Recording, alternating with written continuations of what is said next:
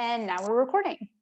So hi, everybody. Thank you for joining us today. For those of you that don't know, my name is Momina, and I'm going to be your session coordinator for the night. So today we are joined by Michelle Jorge, who is an injury lawyer. And I'm not going to say too much about her. I'm going to let her introduce herself. And yeah, Michelle, just let us know if you need anything. So how this usually works is that usually we go about the first 30 to 40 minutes with you talking and telling us your experience. And then the last 15 to 20 minutes is essentially just a Q&A. Are you okay with that? Absolutely. Nice. So I hear you have some PowerPoint slides. I do. I sent it over. Okay, good. So let me just share that for you very quickly. Great.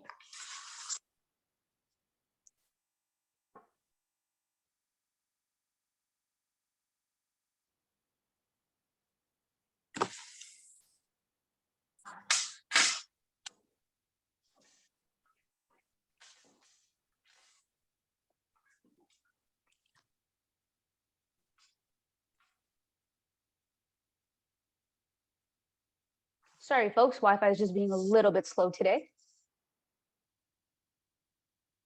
No problem. Okay, now let's share the screen.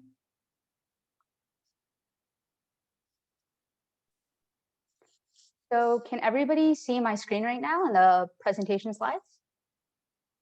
Just a thumbs up, so I can't really see. Perfect. All right, so Michelle, the floor is yours. Great. Thank you. Thank you for inviting me to participate. I'm going to start off by saying I do have a request. I'd like for everyone to turn on their cameras. We normally would be doing this in person. We're doing this virtually because of what's going on in the world. But as part of my presentation, you're going to understand how important it is for you to start off by networking at opportunities like this. Like right now, if I have to interact with, I apologize if I say your name incorrectly. Is it Nagin? Yes. Okay, so if I have to interact with Nagin in the future, I'm going to remember her face because I've seen it. And I would remember it even more if I was in person with her. But you're already at a great disadvantage in your ability to network and to develop relationships because of what's happening in the world. When you are in a virtual setting, I encourage you all, not just today, but in every virtual setting that you're in until the pandemic is over, that you are actually turning on your cameras. I don't know what it is with people not wanting to turn on their cameras. I know that in school, that's what's happening. You're at a disadvantage in doing that. Now, because we are working virtually, we have to try to make it mimic as much as possible hi Loma, what the real world would be like if we weren't in the middle of a pandemic. And because we're working virtually, I'm doing this from home and someone is at my door. So now you're going to have to excuse me for 1 second. I apologize, or the doorbell is going to continue. No problem. Ring. So sorry. It's a very physically active session today. Hi, Loma, nice to see you. Thank you for turning on your camera. Do you know Michelle previously? Oh, interesting.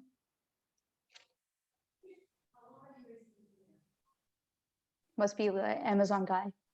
Has a fun package.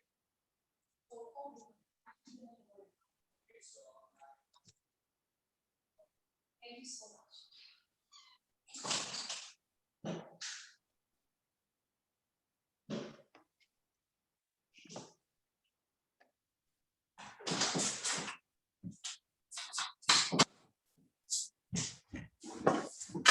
I'm so sorry. No problem, it's okay.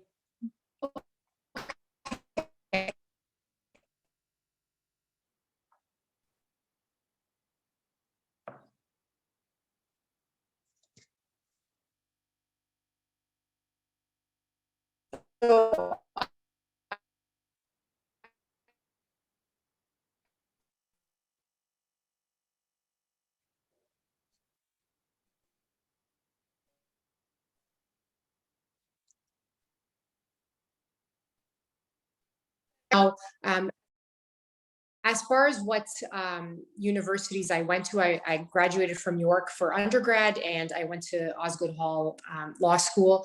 I know that people are doing a lot more international, attending a lot more international schools, and also schools in different provinces. I know that has become more and more popular over the years. Now, to answer the question, when did I first decide to become a lawyer? I basically, is it possible to go to the next slide? Yeah, keep going. I'm not sure if there's a way that I can control that. Is there a way for me to control this? Well, okay, I'll just keep asking you to switch the slides. So how I knew that I wanted to be a lawyer was in my grade 11 law class. I actually had to do a mooting competition, and I had to take the position in support of being against capital punishment. And it was, I would say it was definitely my most memorable and favorite thing that I had to do in high school. And I was glad to be arguing and supporting the side that was congruent with who I am as a person, because in myself, personally, I am against that capital punishment. So, but from that moment on, I knew, but a lot of people wouldn't have been surprised just because of the type of personality that I had even growing up. It was just, this type of profession was just suited for my type of personality. Can you please move on to the next slide? Yes. Great. So like I said before, the majority of my practice is personal injury. I work on a lot of catastrophic cases. I do a lot of motor vehicle collisions, insurance disputes, dog bites, long-term disability cases. We do some product liability cases. I have some cases against school boards. You know, I might have the odd case here and there that's a bit more unique.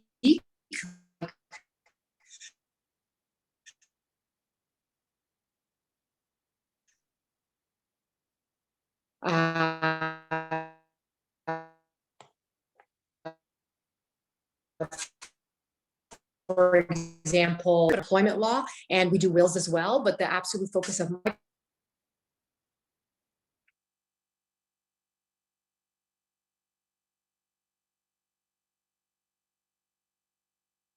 practice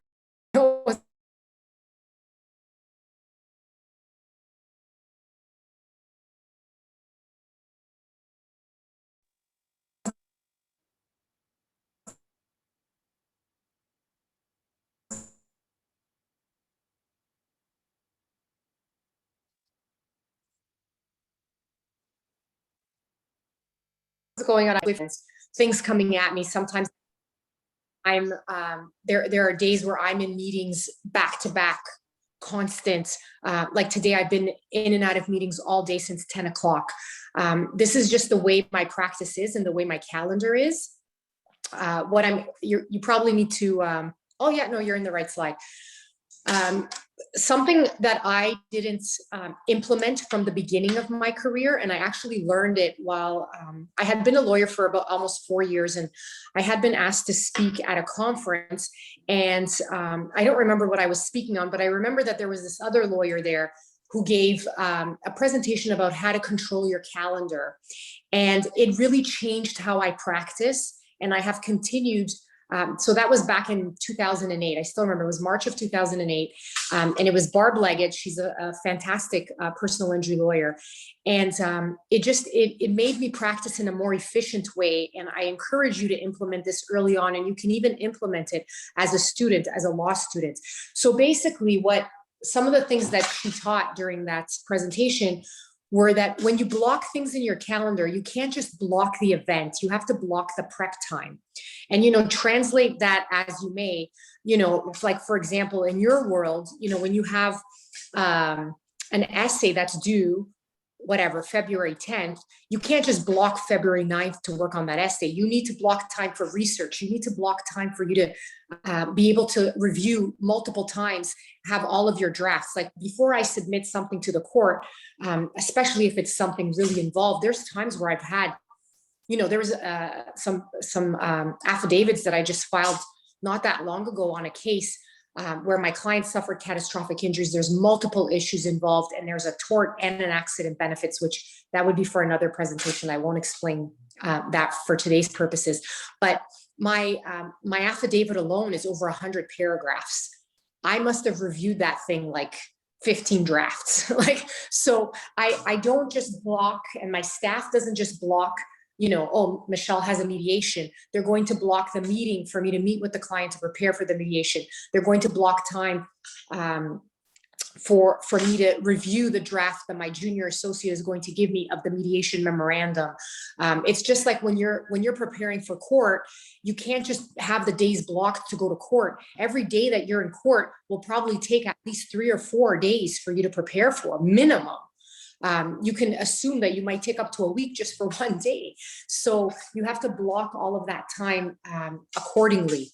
So that's something that I hope that you translate into your practice if any of you end up pursuing this, which I think that you're all interested in becoming lawyers. That's why you're here. So what's a typical client like at the firm? So it's difficult for me to answer, but there are a number of consistencies. Oh, sorry, we have to go to the next slide. There are a number of consistencies in our clients, because, like I said, the majority of the people that we're working with have serious injuries. So, there's a lot of people with chronic pain, physical injuries. We work with people who suffer fractures, brain injuries, significant cognitive limitations. Like I've had some clients who have devastating brain injuries. Like there's this one client, like it was probably the worst MRI of showing or scans showing a blood splatter in the brain that I'll ever come across in my career. It's clients with a lot of, and I say that because I did a focus group on that case, and I hired a really good friend of mine who's a phenomenal lawyer, and she's a focus group consultant. I don't know if any of you are familiar with what a focus group is, and I'll get into that because I think it's very interesting. And if you have the opportunity to participate before you become a lawyer, participate in one, because once you're a lawyer, nobody will take you. They even won't take you probably as a law student. But basically, when there's a challenge in a case, we will test it. We will have a fake jury, basically. Sometimes we do 2 back to back and test them differently. And we'll have, 6 people in the morning, 6 people in the afternoon, and we'll test a specific thing. Like on that case, liability was highly contested because our client had been crossing, not at the cross light. There was, witness evidence that was against him. We were able to turn it around, but ultimately we had to test the liability, for example. And when I had my friend come, she's actually from BC, and she flew in to do that one. And I think we did a couple of focus groups. She does a lot of these, like she travels all over North America to do focus group consulting. And she actually said, this is the worst splatter that I've ever seen. So that client, like, there's been times where he has sent me extremely inappropriate messages, swearing at me, calling me every name in the book. I keep him in line, and I'm very firm, and I make him apologize. But at the same time, I know that his brain doesn't function the way your brain works and the way my brain works. So some of them can be a bit aggressive. I've had other clients with brain injuries who have sent me messages who are inappropriate in other ways. But you have to understand that also that they process information differently, and you have to prepare them for certain things in a different way. A client who has a brain injury, you can't just tell them today, oh, you have something tomorrow, and this is what you need to do, and this is how you need to handle it. You have to give them more prep time. A lot of emotional injuries, very, significant clients with significant anxiety. I've had a client have an anxiety attack in the middle of a discovery with multiple lawyers in there. And I'm in there trying to use what I've learned in yoga to try to calm her down, because I'm not medically qualified to calm this person down. A lot of our clients have neurological issues, so numbness and tingling and pain that radiates. And a lot of our clients have all of the above. Like if you sit there and you go through their list of symptoms, some of them, you could be naming 20 different symptoms that they're experiencing, and they're impacting their lives in so many different ways. So you have to be there to help support them and help. All that you can do really is try to implement treatment for them if you're dealing with a car accident, because then you have access to accident benefits. But if it's not that, and also when you're working on the tort side, which is when you're going after the at-fault party, you have to try to help facilitate them getting as much as possible for the case so that they can be taken care of, so that their needs can be taken care of. Like there's people who, will put a huge strain on their family members, and they end up getting divorced. They end up having a breakdown in their relationships with their immediate family members. Like right now, I have a client who's in CAMH, she's been checked into a psych ward, not CAMH, I apologize. She's been checked into a psych ward. She's getting a divorce. Her family, they're fed up. They can't handle her anymore because her psychological injuries are so significant. I'm having her assessed for catastrophic impairment. And the insurance company, from the discussions that I've had, I'm pretty sure their doctors are going to agree with ours. But this is what our clients are like. This is what it's like when you're doing personal injury work. But I can tell you, when you do personal injury work and you do it on the side that I do it on, so you do it for the little guy, right? You're doing it for the victim. It can be very rewarding. And I'm not just talking about the financial reward, because obviously like that's a component, of course. Like I'm sure that's part of the reason why you want to become lawyers, but that can't be the only reason. And that's not going to be what will drive you, because becoming a lawyer, it's a very taxing profession. It's not a 9 to 5, especially in the beginning. In the beginning, you're going to have to put in crazy hours. And the reason you're going to have to be put in crazy hours is because the learning curve is very steep at the beginning. It's going to take you about 5 years until you're going to feel like, okay, I got this. You know what I mean? Like you're coming in, and what you learn in law school, it doesn't get you ready. I'm sorry to say that, but it doesn't. There's some courses that are a bit better at getting you ready, but you need to do all that background. You need to learn how to learn, learn how to dig for information, learn how to be an advocate on both sides. And that's some of the stuff that you learn in law school, and you get the background. But really, where you really learn is your hands-on. So when I was at Osgood, I joined CLASP, which is a legal aid clinic. And when you get to law school, I encourage you all to figure out where's the legal aid clinic and walk yourself there. First day of school, first day of first year of law school, and ask to be a volunteer. And there might even be paid positions in the summer. Like I actually did one summer where I was in the civil litigation, and I was the counsel for I don't remember what I was called, team lead maybe, I don't remember. I got to do a trial. I got to do a small claims court trial. So before even becoming an articling student, I had already done a trial. And you will learn more than in any other class, volunteering in legal aid. If you have the opportunity to do that in a community setting, go do it. Even if you can get in there now, go do it. If you really want to pursue a career in law, you're going to be so far ahead, and it's going to look so good on your resume. People are going to pay attention to that, and you're going to start developing a network, because there's going to be lawyers there who are going to be guiding you. I have the lawyer who was the senior lawyer guiding all of us law students at the time, Glenn Stewart, till this day. Like he's actually referred me a couple of cases. And I was doing that almost 20 years ago. We're in 2001. So, just think about that. You're even today, I don't know if you all know each other. I'm telling you, turn on your cameras, like exchange contact information, get each other's phone numbers, not just Instagram. Like pick up the phone and call and talk to people, because you're going to get so much more out of that than liking someone's post. I'm not saying don't do Instagram. Like I'm in a different generation. So I didn't grow up on Instagram, and I know that it's important. And I can tell you, I've gotten some cases on Facebook. I have a case right now that's catastrophic that I got from being on a women's group, on a mom's group on Facebook. But I'm telling you, start your network now. Today's an opportunity for you to start your network, not just with me, but with everyone else that's here.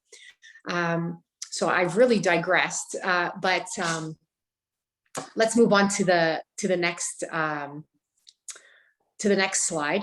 So what is the most common misconception that you hear about lawyers? Well, people don't think very highly of lawyers in general, and I'm going to tell you why. It's not because lawyers are dishonest. It's not because lawyers are jerks. Because I can tell you the majority of the lawyers that I work with, opposing counsel, they're great to deal with. Like, we're respectful. I also conduct myself in a certain way. Like I like to conduct myself in business professionally, in law, in such a way where it is congruent with who I am as a person.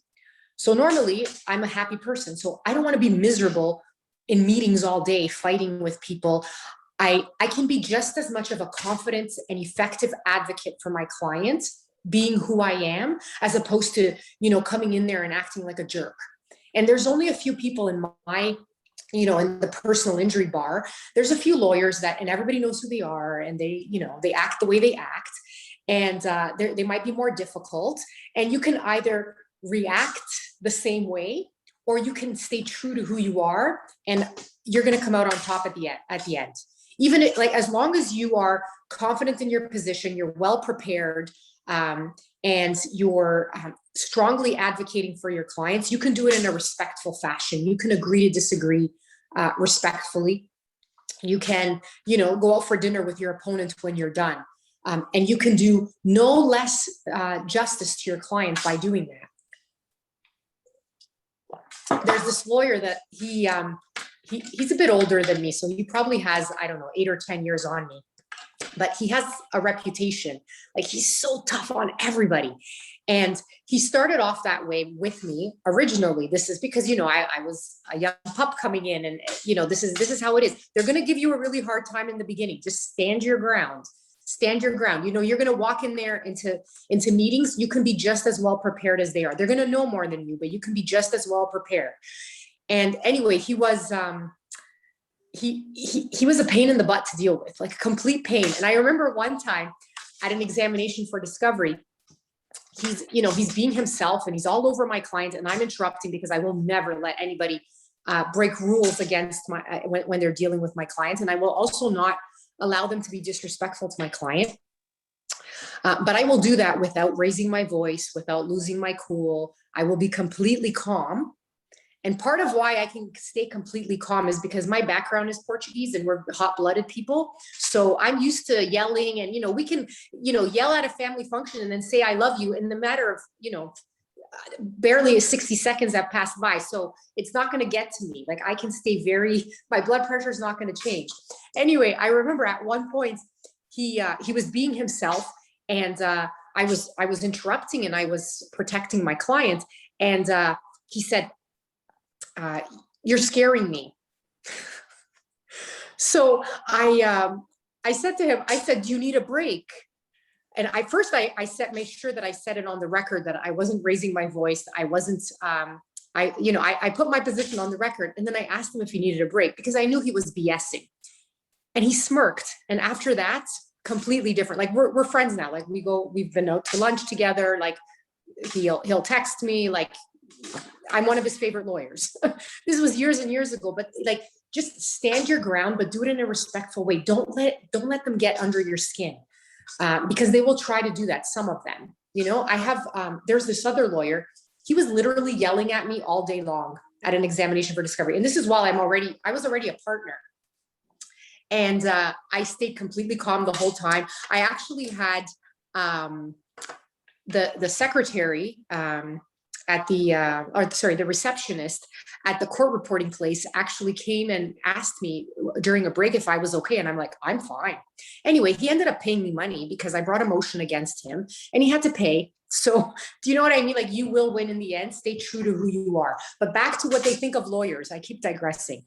So if you're a personal injury lawyer, in general, people will start thinking, oh, you're an ambulance chaser. Oh, and in general, lawyers are not trustworthy. And I'm going to tell you why people think that way, and why every time you watch a movie or you watch a show, 9 out of 10 times lawyers are being painted in such a negative fashion.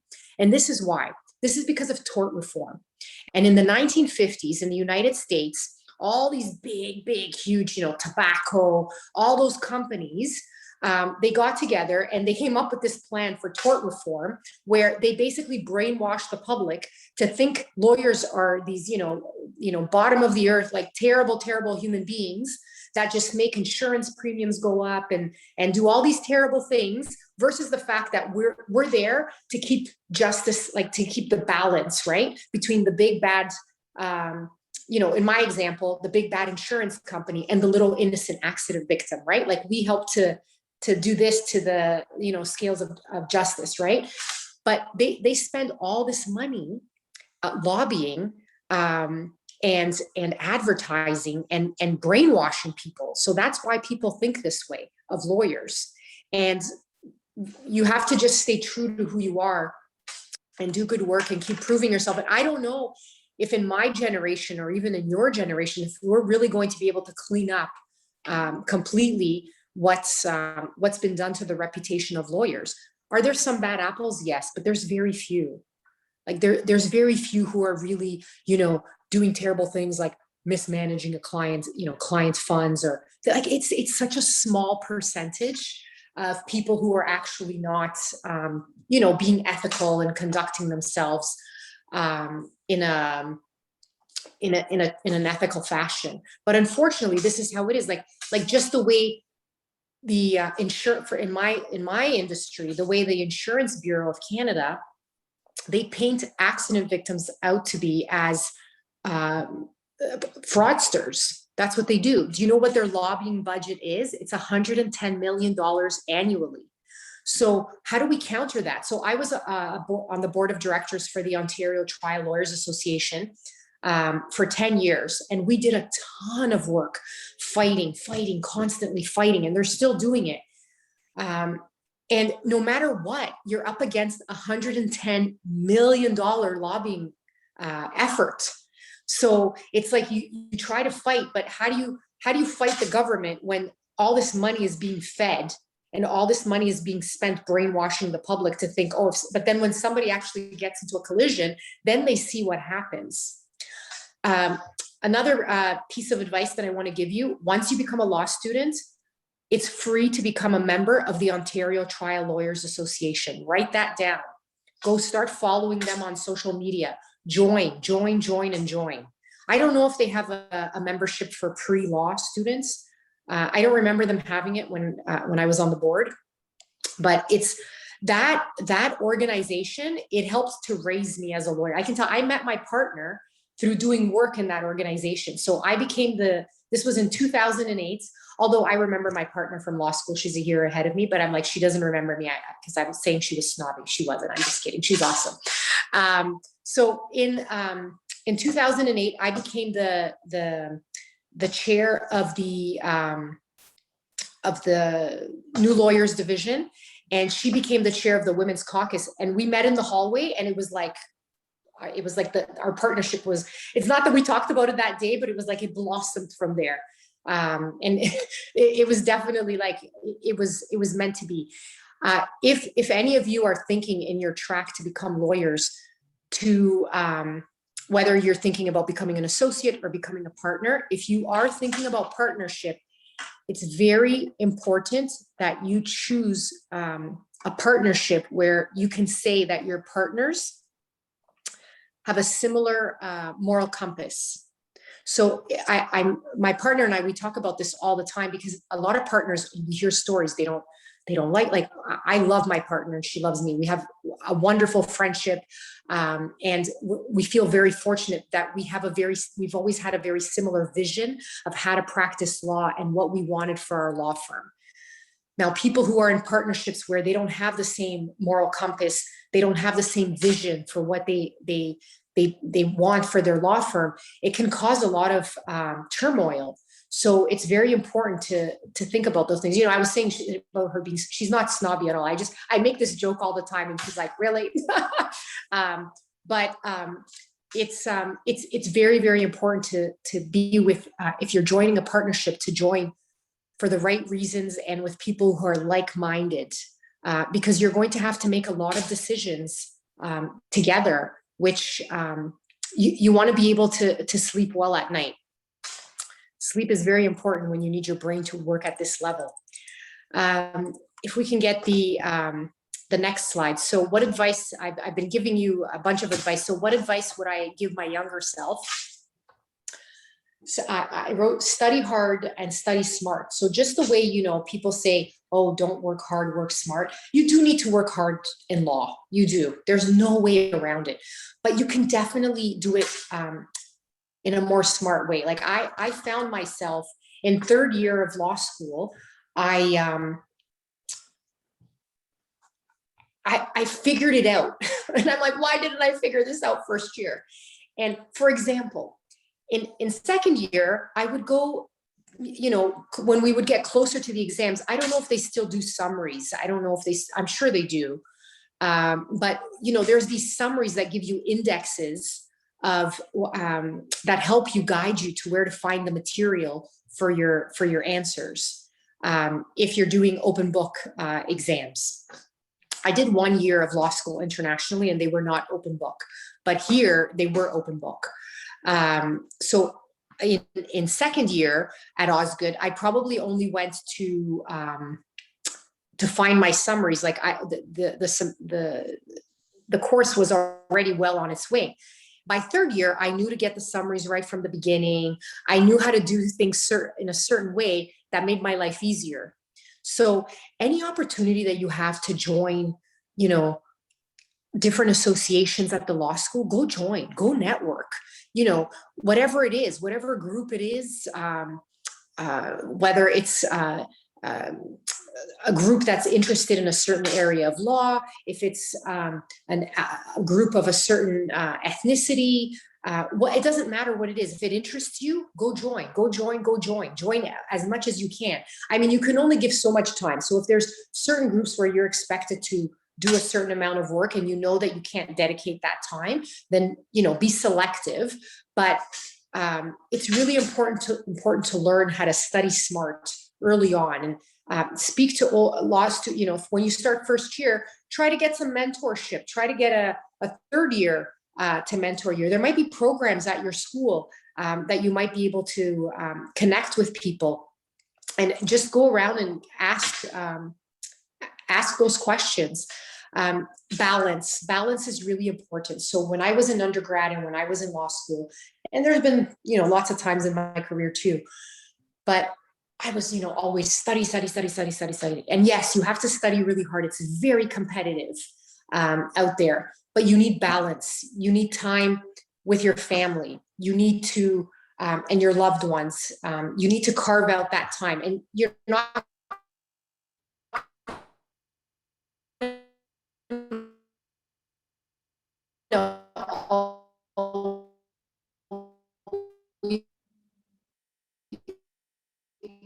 you know, maybe you're not able to, you have a balanced approach. You know, if you can get into meditation now, if any of you are doing it already, like high five. You know, I was only able to slow my mind down and actually get into yoga in the last few years. Before I was, you know, I've been into exercise. Like I was big into weightlifting, and you know, if that's your thing, that's great. But you get a lot more clarity when you incorporate those things. So if you can incorporate them, I'm not saying stop doing those other things, but I highly recommend, even if it's 10 minutes in your day, to do yoga, do a little bit of meditation, do some journaling. You know, if you practice a religion, spend time, you know, make time for prayer, or however your religion can be practiced. Like carve that into your time, because it's important, and it'll make you focus better. It'll make you it'll make you more work more efficiently. Like right now, one of my little cousins, he's actually been he at a very young age he became he just stepped down, but he became the CEO of a company that he grew to like multi-millions in a very quick way. And he's been working like crazy, and he's been barely sleeping, and he was drinking energy drinks and, you know, all this stuff. And he'll come to me for advice. And I try to give him advice like from a business perspective, even though it's a different type of business. But really the basis, and of course, you know, I probably would have changed his diaper at some point, but the basis of my advice are always at every conversation, I'm like, okay, what are you eating? Stop eating that crap. Make sure you eat your vegetables, like go for a walk.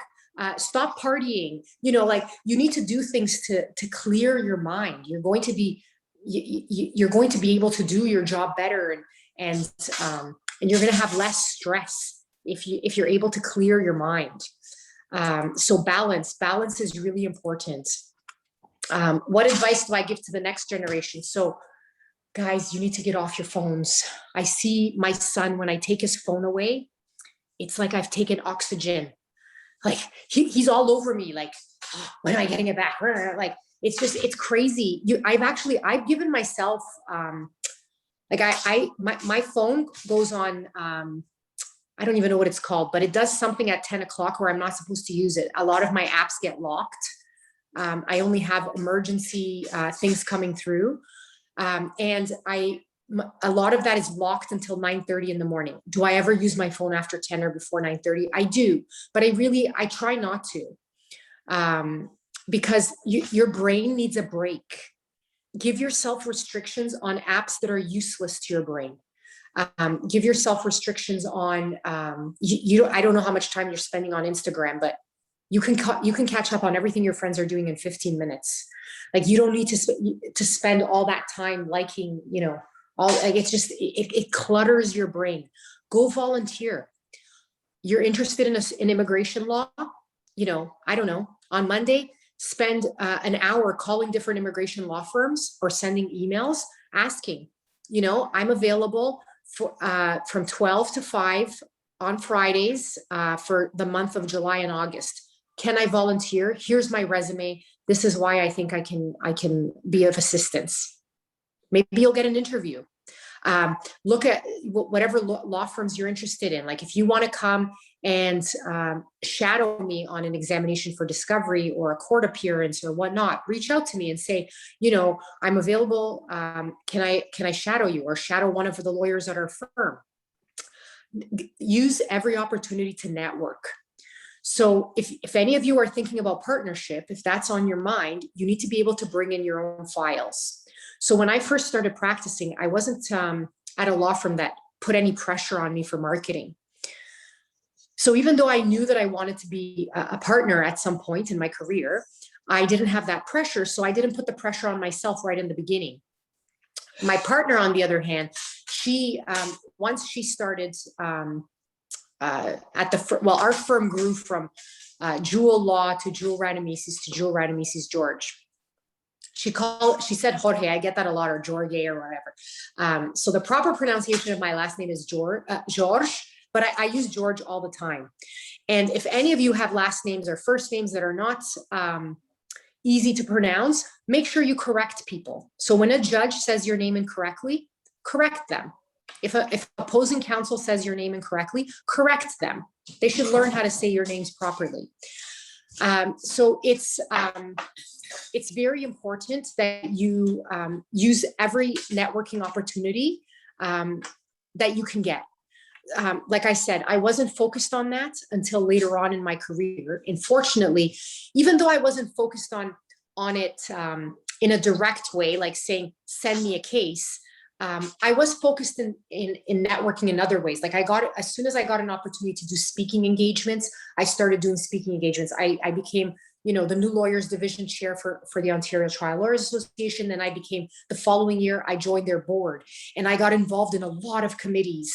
As I volunteered to do a ton of work.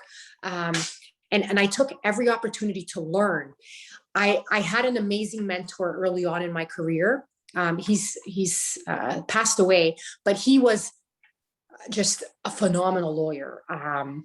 He was extremely well known in the industry. He had done, I don't know,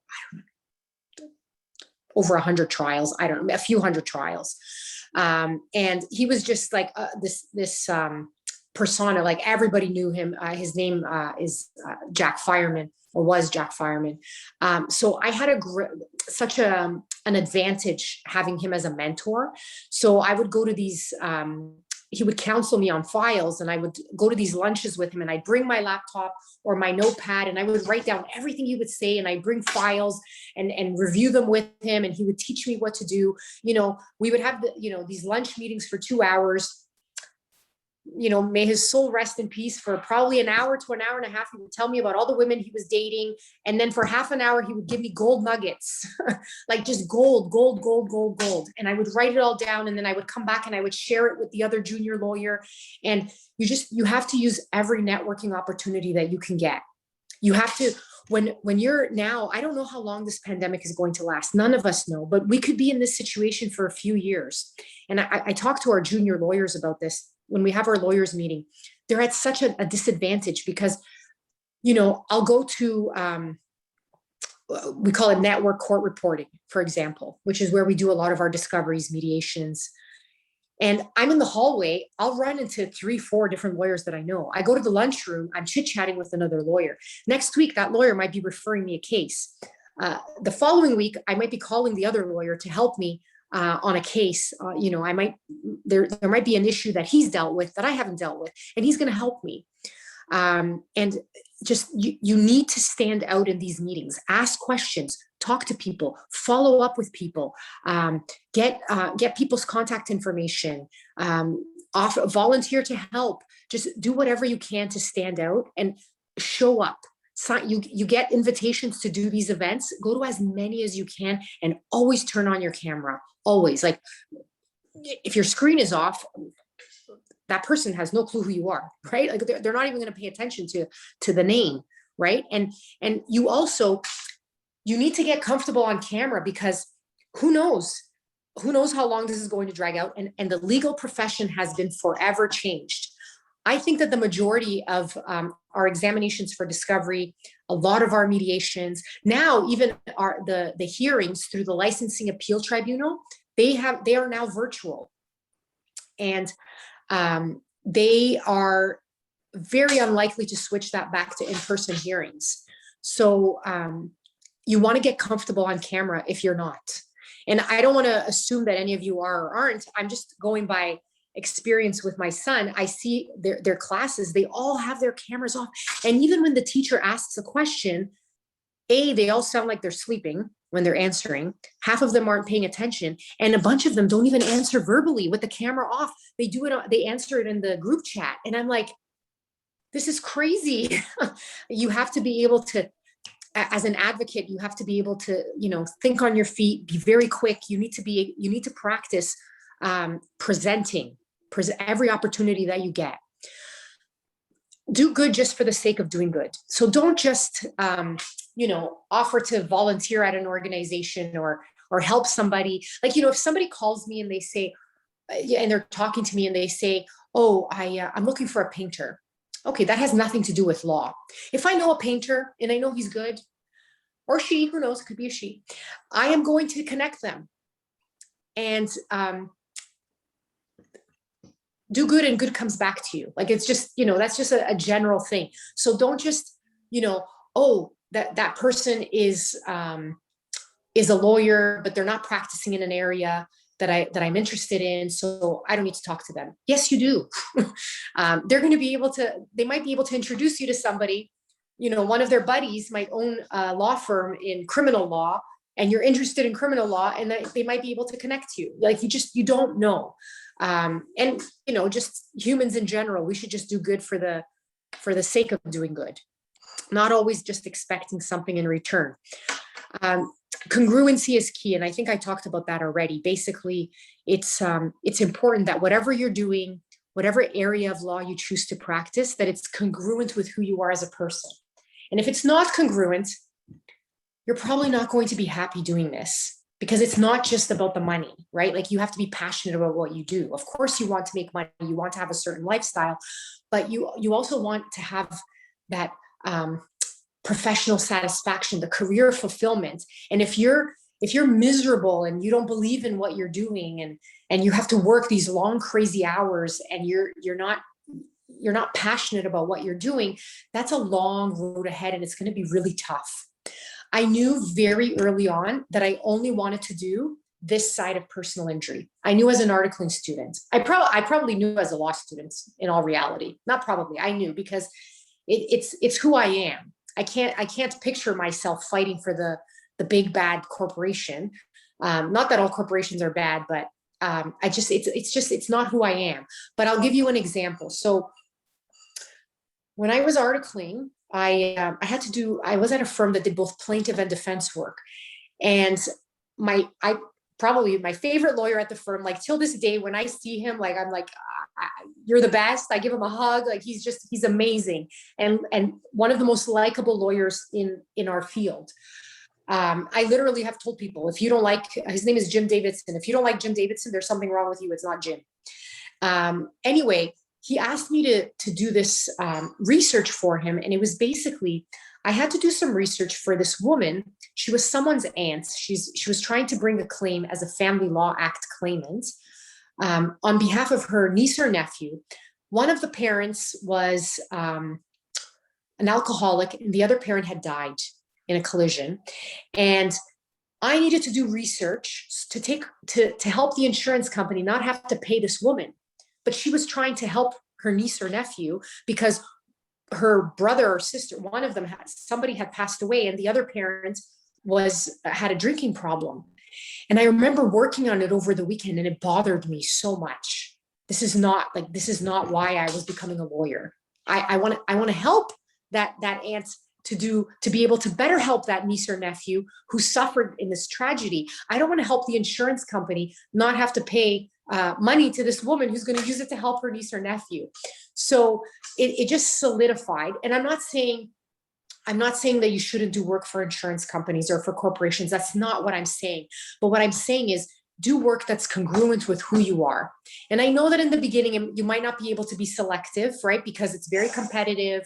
There's a lot of people becoming lawyers, way more, I think, than when I started practicing. So it's extremely competitive. But if you have the opportunity to practice in an area and practice on the side that's congruent with who you are, choose that path if it makes sense to you.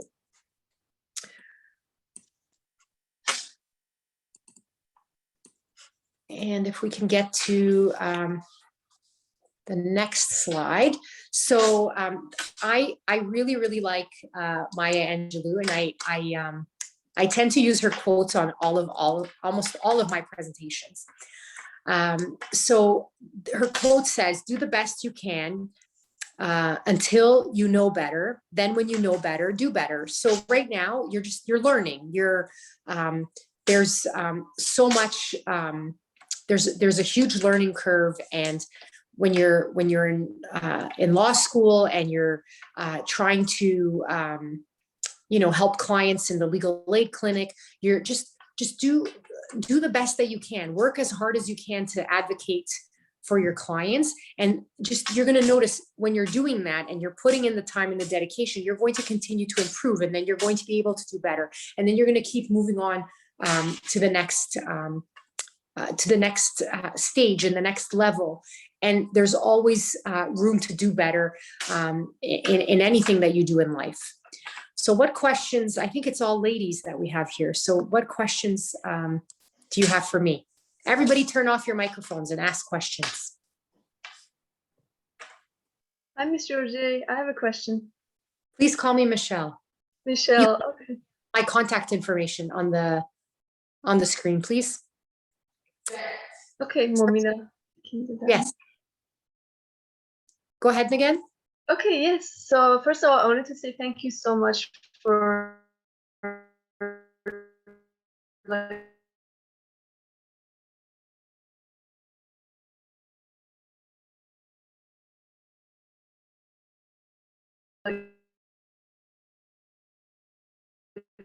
sharing your journey and your story. It was so informative and gave out such great pieces of advice. So I really appreciated that. Thank you. Put them in a situation where there are funds that will make their life easier for them. So that's very satisfying. I'll tell you something else that I really enjoy too. I really enjoy when I have a challenge in a case where I'm able to find a way around it. So where, for example, I had this one case where I went to meet with the new client with my partner, and I walked in there, and the client had made a left-hand turn out of a stop sign. The other driver had no stop sign, had the right of way. My client's injuries were really bad. He was in a coma. It was terrible. And I walked in there, and my partner and I, we were like, this is only going to be accident benefits, because that accident benefits, it doesn't matter who's at fault for the collision. And I was able to settle that case for $1 million, just the tort. And I worked really, really hard. I had an expert come in. I met him at the scene. I prepared my client like crazy for the examination for discovery. The other guy was actually speeding, and he was one of the worst witnesses I've ever seen. That discovery evidence was, it was classic. Like, it was just everything just fell my way, because he was so terrible. But I was able to line up the evidence and work with what I had and put in the work to turn it around. So when I see and my partner, we're the same way. Sometimes we say, why can't we just have easy ones? But I really enjoy when I see that challenge and I'm able to overcome it for my client. So I'm able to put in the groundwork and overcome it. I had this other case where and they're not all like this, I'm giving you some examples that stand out, but this client came to me. She had a pre-existing back issue that had been ongoing for years, and she was involved in a collision, and she actually went back to work for about 2 years. Another law firm didn't want her case, sent her away, and a really good law firm. And she came to me. Her situation kept becoming worse and worse. I ended up having her assessed for catastrophic impairment, and they came back, and she's deemed catastrophic. And she's actually gone back to work twice, but she's been approved for CPP in between. We fought her CPP appeal. Her accident benefits claim settled for $1 million. Her tort claim is still ongoing. The defense lawyer just offered me crap, so that one might actually, I don't know. I can't tell right now because he's offering such a small amount. But even though, this other law firm didn't take the case seriously, she had these challenges. She was back to work, but her injuries kept becoming worse, and we were able to have her assessed. And, we had we set up the proper medical rehabilitation team to set up her case. And ultimately she became deemed catastrophic. I have another client where she actually developed an autoimmune disease as a result of her trauma from the accident. And the insurance company was really giving her a hard time. And, we set up the right team in place, and we ended up having her assessed for catastrophic impairment. She's actually deemed catastrophic. So cases that have those challenges is where even, I had this other client where the insurance companies they were being awful with her, just absolutely awful. She had 2 collisions. They were both low impact collisions, so very little property damage. When there's 2 collisions, that means there's 2 deductibles. I won't get into that, but it's not good. Her original lawyer, she got bounced around to different lawyers, and they weren't taking her seriously because it was all soft tissue. There was nothing broken. There was nothing fractured. There was nothing you can see on there was nothing that you can see on diagnostic testing. They weren't taking her seriously. She was sent to a clinic that was doing fraudulent work. So right away, the insurance company red flagged her. so that they weren't taking her seriously. And she had no idea, poor girl. Like, she didn't know that this was a fraudulent clinic, and she kept getting worse and worse. And she got bounced around, I think, 3 different law firms. She finally landed at our firm, and I ended up having her assessed for catastrophic. Our doctor said she's catastrophic. The other doctors said she wasn't, but her case between accident benefits and tort settled for $1 million. And look, all of these lawyers, and please, I'm not saying all of my cases settle for $1 million. That would be great. They don't, but I had to put in a lot of hard work to turn it around, because they were basically treating her like she was a fraudulent case, because she got sent to a fraudulent clinic who caused this huge mess for her. And she ended up, at one point, she was basically addicted to painkillers. She was in a really, really bad shape, and a young woman in her 20s. So I enjoy being able to turn those challenges around, and finding ways to help clients that way as well. That it's really rewarding when you do that. And also, when you know that because of your work, they're able to be provided for better than they would have been if they didn't bring the lawsuit. What I don't like, insurance companies are a pain in the butt, and like I said, the Insurance Bureau of Canada, they've lobbied the government so well. There's been so many changes since the beginning of my career. So it drives me crazy, because now I have to do way more work, and I have to fight way more than I did 10 years ago, 15 years ago, to get similar results for my clients, or even results that are not as good, because now insurance companies have a lot more benefits, I shouldn't say benefits, advantages than they did before. Like, for example, when insurance companies, if they denied things before 2016, we were able to sue them. We can't sue them anymore. We just go to the Licensing Appeal Tribunal. If you go to the Licensing Appeal Tribunal, they hardly ever award costs, even if you win. And even if they award costs, it's Mickey Mouse. Maybe they'll award you like $100. Like, that's not going to, or 200, 500, whatever. It doesn't matter. It's irrelevant. The insurance company doesn't care. There's no risk to them.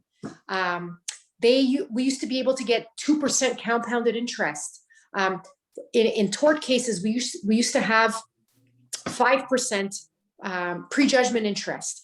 Now the prejudgment interest it's ridiculous. I don't even bother calculating it most of the time, because it's nothing. It doesn't even make sense for us to fight it, because it's so little. What I try to do is I try to blend the numbers so that I'm accounting for some prejudgment interest, and I just put it together, because it's not even worth the fight, because it's so it's so insignificant. Oh, something that I want to make sure to say, because especially because it's all women here. I remember one time being at the bank, and somebody was saying, oh, I want to be a lawyer, but people are telling me, if you're a lawyer, then it's so hard to have a family life. And, listen, I became a mother when I had been a lawyer for 2.5 years. And my child is the center of my universe, and everything rotates around him. And I actually became a better lawyer when I came back from my fake mat leave, because I worked through most of it. But I actually became more organized. My work, I knew that I wanted to leave the office by a certain time, and I wanted to be home to be able to spend time with my child at a certain time. And, are there challenges? Of course there are, but there's going to be challenges in any career. Yes, the legal profession is a very challenging career. It's not a 9-to-5. It's not going to be a 9-to-5 in the beginning of your career, but as you progress in your career, you're going to have more control of your calendar, and you're going to be quicker. You're going to be more efficient with your time, and you're going to be able to manage things better. And also the world in general, this is, now I'm talking about what happened, 15 years ago, 14 years ago. And even when I'm talking about when I was in law school, I started law school, in 2000, right? So we're talking about 20 years ago. there's going to be even more improvements in your accommodations. Now I don't think we had parental leave back then. It was only maternity. Now there's parental leave. Now a lot of law firms are not going to make you go into talking to it. Our own law firm, we've already said we're not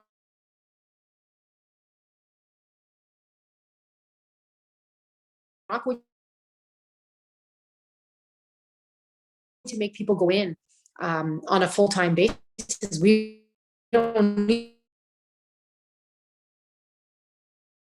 it. We know that we can work doing your goal. You can make sure to have a supportive family and a supportive partner. That's going to be very, very important. And you're when you do become a mother, that saying, like, it takes a village. It really does take a village. So even, for a stay-at-home mother, have there been times when I felt guilty that, I had to be, preparing for something? Of course, but even for stay-at-home mothers, they still rely on others for advice and for help and whatnot. So don't think that you can't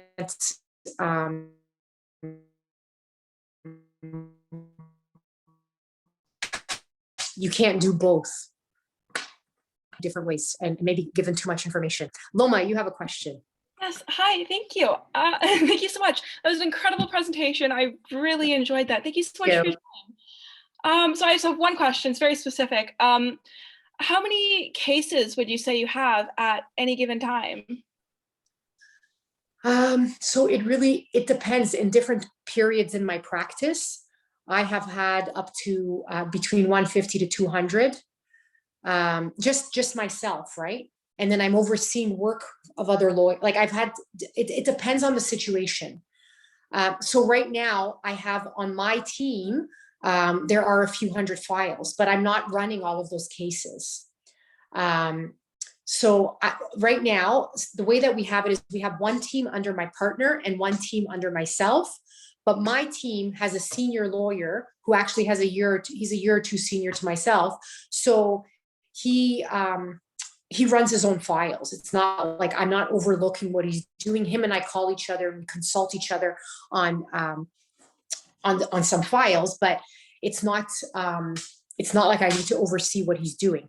But I have a specific junior lawyer that works just with me, and I have an accident benefits clerk and a new tort clerk. She's going to be starting in a week, but she's actually not new. She was at our firm before for 4.5 years. So it depends. Now, my junior lawyer, right now she has, I think, one file that she's running on her own. I'll still have to oversee it. My partner, the junior lawyer that she's supervising, has, I think, about 20 files. So my partner has her own files.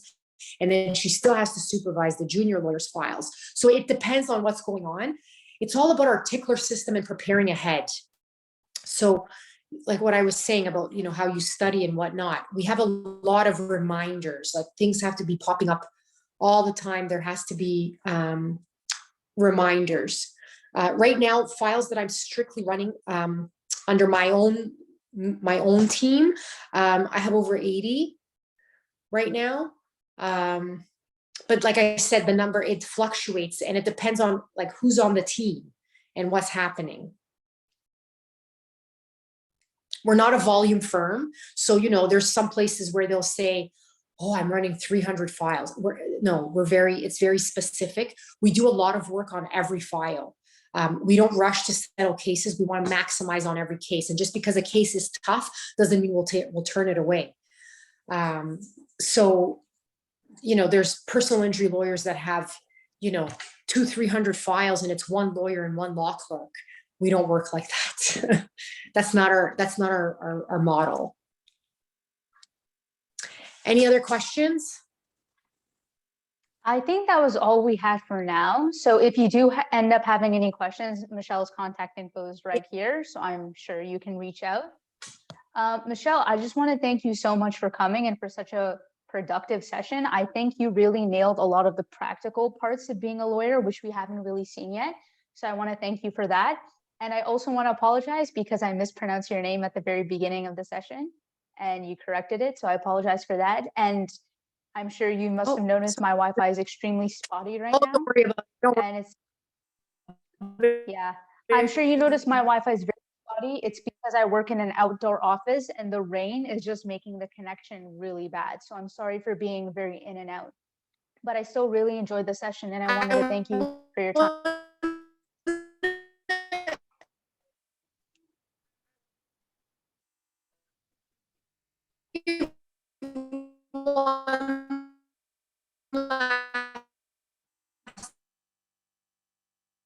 Piece of advice, because I think it's somebody having a case that they're looking for a lawyer. Reach out to me, reach out to another lawyer. If you reach out to me, for example, and I say, oh, you have a family law matter. I don't do family law. I'm going to put you in contact with the family law lawyer. You can start developing your network with that family law lawyer. Also, once you become a lawyer, for example, if you refer me a case, I'm allowed to pay you referral fees. Lawyers are allowed to pay referral fees to other lawyers, and it's 15%. So you can start developing your network now. Start thinking of where you can get cases, where you can learn, and where you can get clients.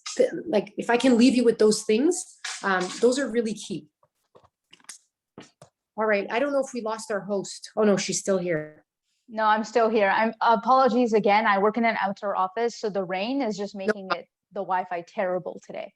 But thank you so much for coming, and I'm going to end the recording now. But again, if you have any questions, feel free to reach out to Michelle. And thank you so much, guys. Have a good night. Bye, everyone. Stay safe.